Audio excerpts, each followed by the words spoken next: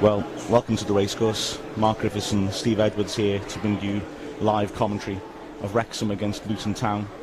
But before we do that, of course, and much more importantly, putting football into perspective, the memorial to the Gresford colliery disaster, the 75th anniversary today of that dreadful disaster which claimed the lives of 266 people.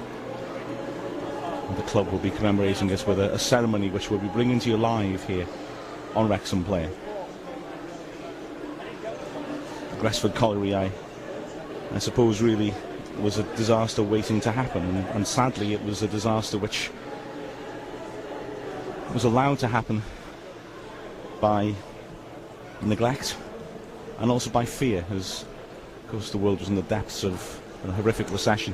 People feared for their jobs, and there were a lot of reports that miners were scared to report the horrific conditions they worked in because they were feared for losing their jobs. It was 10 times more dangerous working down a mine than working in a factory at the start of the 20th century.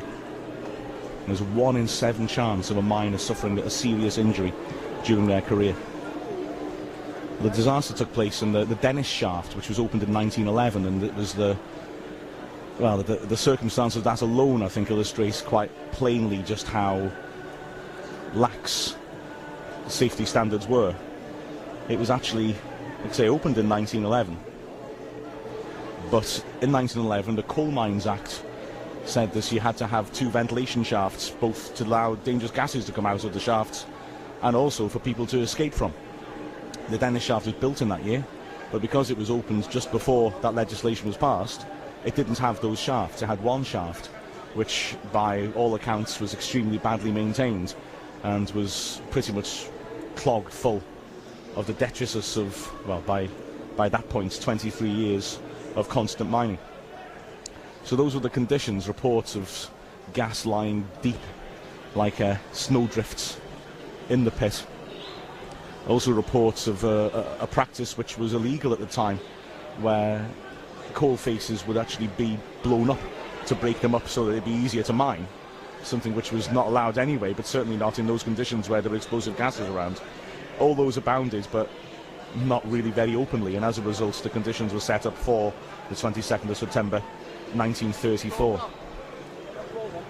Tragically, of course, the tragedy had an effect directly on Wrexham Football Club. In fact, it was the club which influenced how many people were hurt or killed, sadly.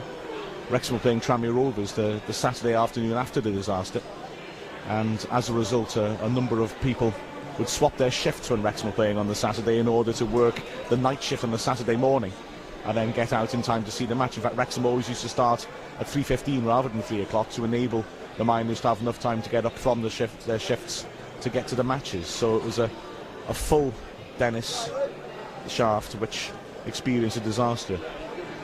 At 2:08 a.m, a massive explosion at the bottom of the shaft.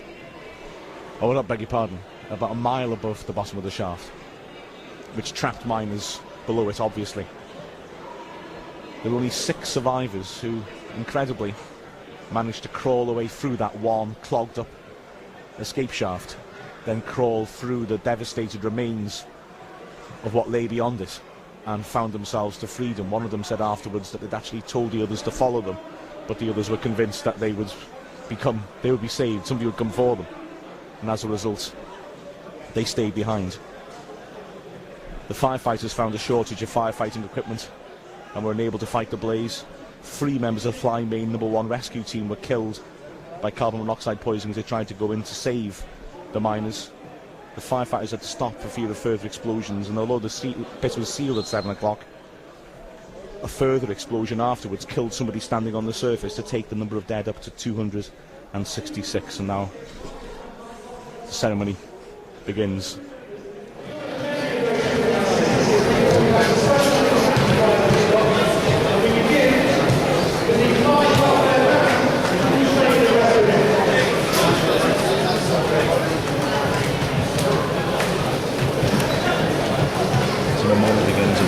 Welfare band performing the Gresford hymn.